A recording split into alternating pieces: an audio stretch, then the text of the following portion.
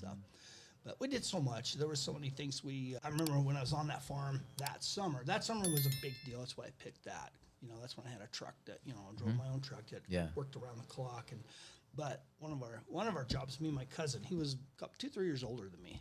So we'd have to go out in the alfalfa fields, and after the baler, you know, we did on that farm, we did those probably 90-pound bales of alfalfa. Well, they bought this new machine. Oh man, they thought they had arrived. It was a stacker. So instead of loading them by hand out of the field, this stacker would drive along and pick them up, and then it would stack them on this bed, and then that would stand up, and then lay back down and keep going. Well, the only kicker to that was they had to be up on edge.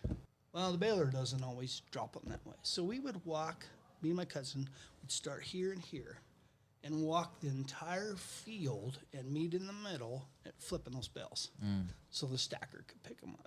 That's just one of the multiple So how things. did you the lessons, right? These lessons like that are for life, right? Like, okay, $1.50, but the lessons that you learn on working on the farm that summer or those summers, right? Invaluable. Like worth, there's no price, right, that you can put on that. I mean, I feel like I should have paid them, you know, for what I learned, just to build my own character. You know, it was amazing. Those life, and that's the only thing I've ever known is hard work. But I believe everybody should have to do that. I mean, and not just farm. I'm just saying hard work. Yeah. Hard work builds character. In a way nothing else does. It's incredible. Yeah. How did you end up in Colorado Springs? So I mean, it's near that area. Yeah. One last story, because I know Erika wants to hear this. This is a terrifying story. Again, 11 I years just think old. of like I teach all the kids all the Yeah, time, yeah. and I look at them being 11, and I'm like, Attention span. no, this story. I'm like all these stories, but this one in particular stands out. Like how I couldn't even handle it as an adult, much less like a child. But go ahead. So again, 11 years old, I'm out checking my water. And one of the ways that I would do that, I would just simply park at the head ditch, top of the field, and then walk down the land. As soon as you stop splashing, okay, here's the end of the water. Now you can kind of figure out how far it was. It's like in the middle of the night, pitch this black. is about 3 a.m. this particular night. And I'm walking, I find the end of the water, and I'm kind of sitting there and I'm calculating, well, let's see, if it's this far to the end, I probably got 2-3 hours.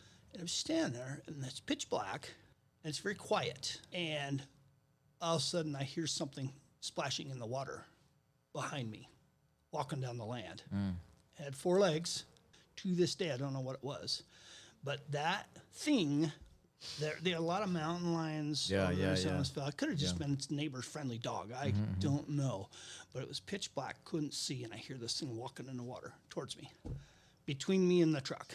And I'm telling you, I've never been so terrified in my entire life. I think this moment was a defining moment for me of overcoming the fear of the darkness, because I did not know what to do. And I turned around and I started running right up the land, right towards whatever it was. Towards the thing. Screaming at the top of my lungs, swinging my shovel.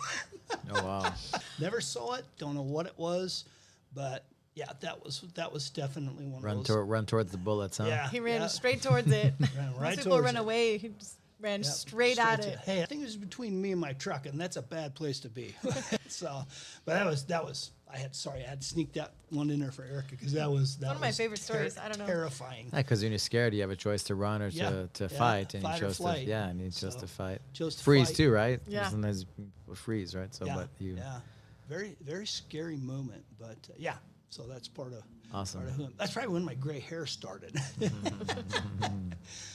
But anyways, I'm sorry, you asked me a question. When did you go to Colorado Springs? Oh, okay. So we went, that was big time, a big year for me on the farm. And then my dad moved to Burlington, Colorado on another farm.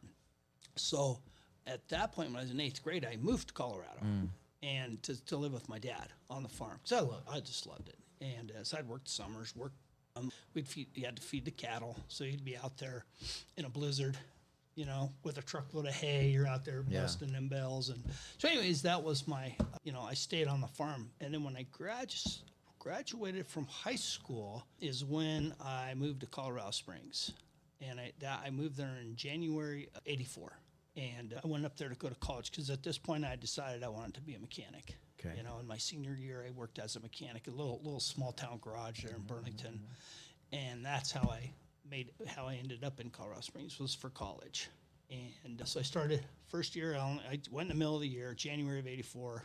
And so I just did that one semester, and then went back to Burlington, Colorado, and was pouring concrete because I made more money doing that than working on cars. So I poured concrete for the summer, and then back to school.